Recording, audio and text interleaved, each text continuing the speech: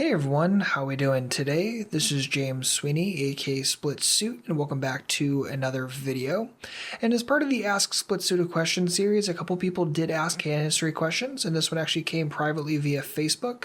And Liam wanted me to review a hand from a 6 max free roll, so let's look at it. So in this hand, the blinds are 60, 120, there's a limp from under the gun, completion from the small blind, and hero decides to raise to 375 with aces.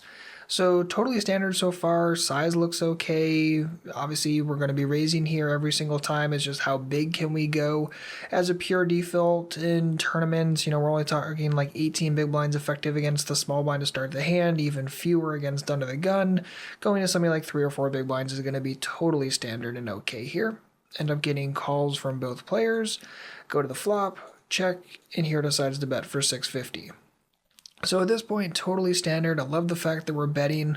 Size-wise, I don't mind putting under the gun all in right this moment. It's not that much larger, and it's still underneath a pot-sized bet. So by the time that it gets back to the small blind, he's getting a decent price to consider calling with a single pair, a draw, anything like that. So I'm totally okay in this situation going like 8 1/4 as opposed to 650, but neither size is going to be terrible by any stretch of the imagination, and I'm happy that we're betting.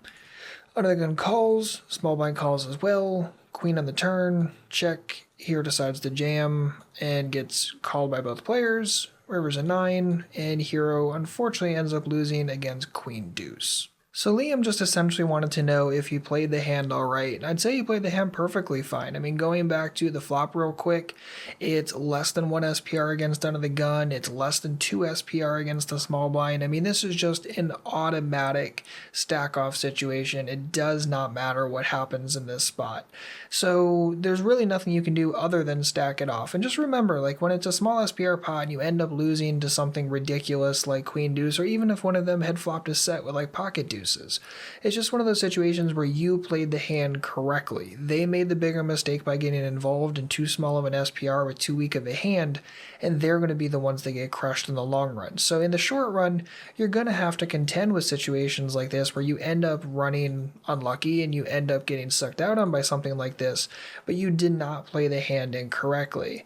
The thing you have to remember in poker is that your whole goal is just to make other people make mistakes. Under the gun made some huge mistakes in this situation, and in the long run you're going to capitalize on that, and in the short term you may end up losing a couple pots, and that's okay. Doesn't necessarily mean that you played the hand incorrectly. So just like because you lost a hand doesn't necessarily mean you played it wrong, just because you won a hand doesn't necessarily mean you played it correctly, which is why you always have to be reviewing your hands after the session, and in this exact situation I'd say you played the hand just fine. So Liam, thanks for the great hand, and hopefully this helps you feel a little bit more confident that you made the right play in this situation. And if you or anyone else has a poker-related hand or question, feel free to leave it on our Google Plus page. I'll leave a link for that in the description box. And also please make sure to like and subscribe if you're enjoying these types of videos. If you have any questions, please don't hesitate to let me know. Otherwise, good luck out there, and happy grinding.